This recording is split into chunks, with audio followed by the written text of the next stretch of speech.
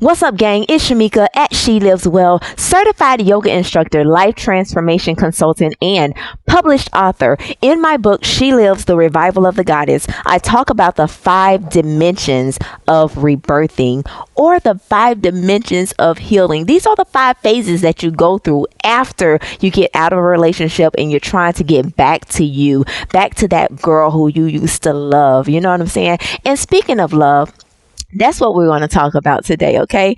Because Valentine's is here, and I know a lot of people are expecting things from everyone else. You want candy, you want balloons, you want chocolate, you want cards, you want diamond bracelets, you want gifts from everyone else so that they can show you some love. But how are you showing yourself love? How are you loving yourself, okay?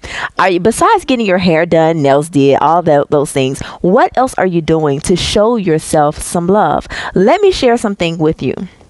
And I'll talk about this in my book. I talk about the 9 rooms that you have to get back in order. One very important room that you have to get back in order after a relationship is over. And a lot of us skip over all these rooms and we jump right into another relationship, hoping that this person is going to make us feel good, make us love ourselves. We look for all these things outside of ourselves, but we have to get back to us. We have to start showing ourselves some love. So in this one particular room, which is called the heart is the 4th room that you have to get back in order.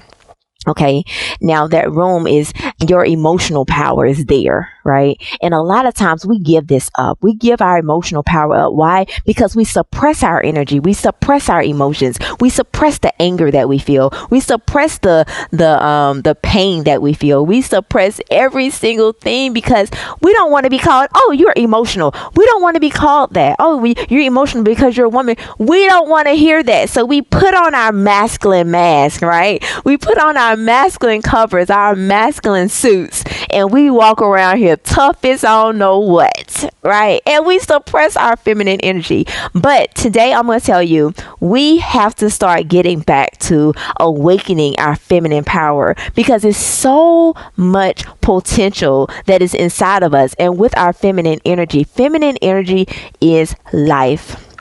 Okay, feminine energy is life. Let's look at it like this, okay? When we are all in our mother's womb, who is it that breathes for us? I'm waiting for your answer because we're not breathing. While we're in the womb, we do not breathe. Our lungs are not working at that time. Okay, we are not breathing. So what is it, or who is it that is breathing for us? Somebody said it. I heard it. Our mother breathes for us. That's that feminine force that's breathing for us. And if you know anything about breath is what? Life. And life is breath. That breath that the mother sends to us is what's keeping us alive.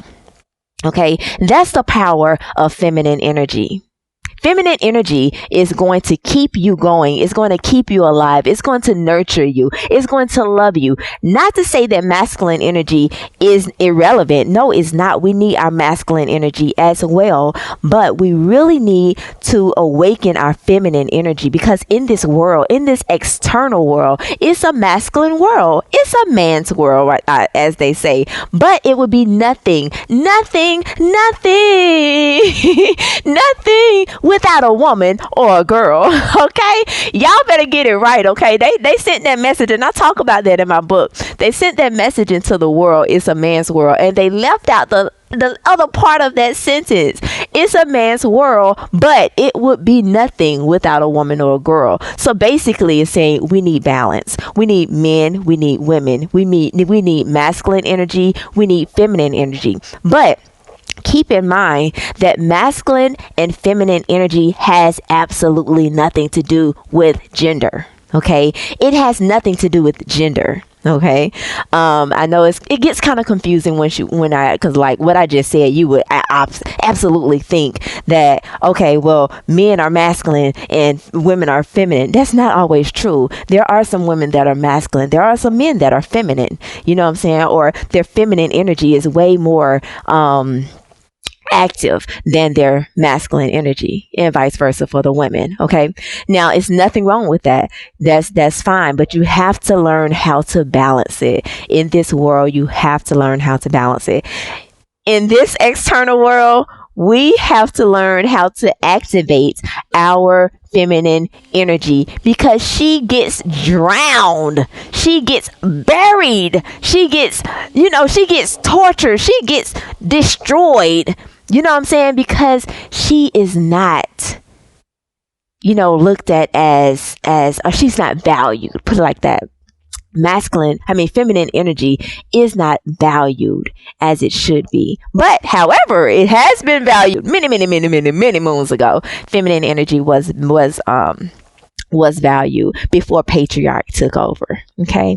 But we're not going to talk about that. What we're talking about today is you getting back to you learning to awaken your self-love. Give yourself some love today. Okay.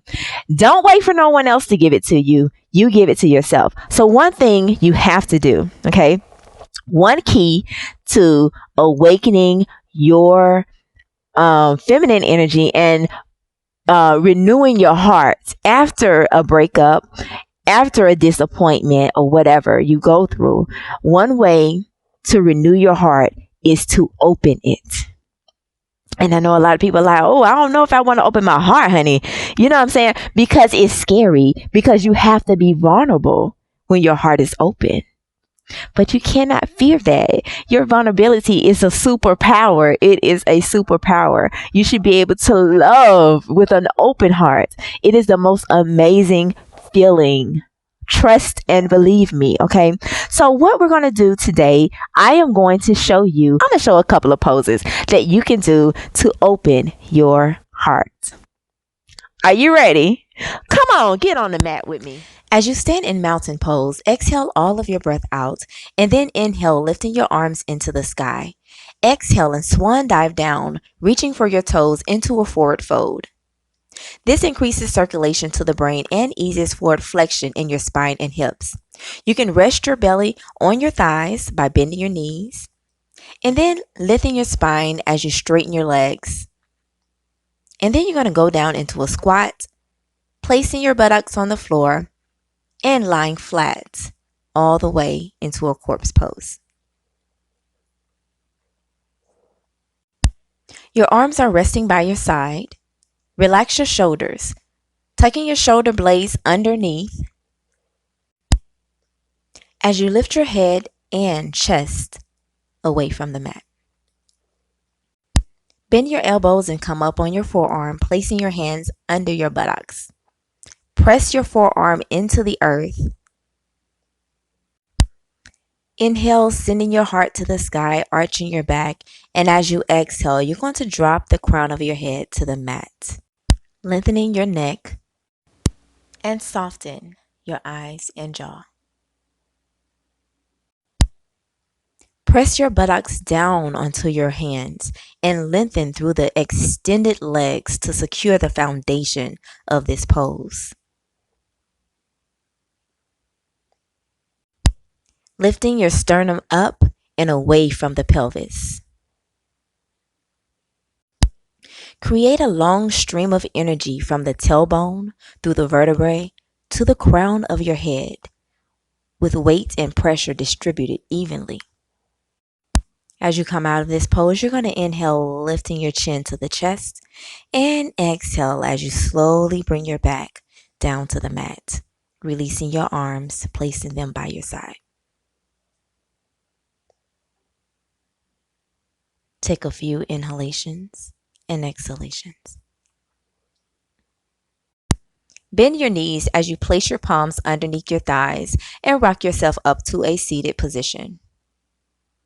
As you transition into table pose, you're going to make sure that you are aligning your wrists with your shoulders and your knees with your hips, with a flat back.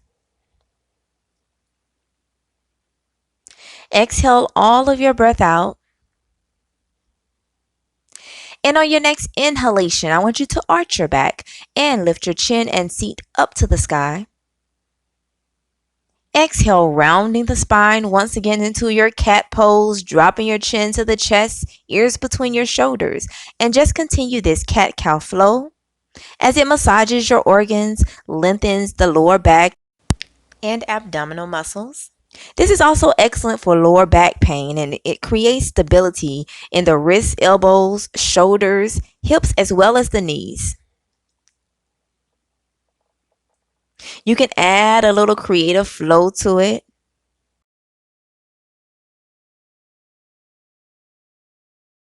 As you're doing cow pose, you are opening up your heart. Slowly come back, resting the belly to the thighs, sending your hips all the way to the heels of your feet. And then you're going to rise up on your knees.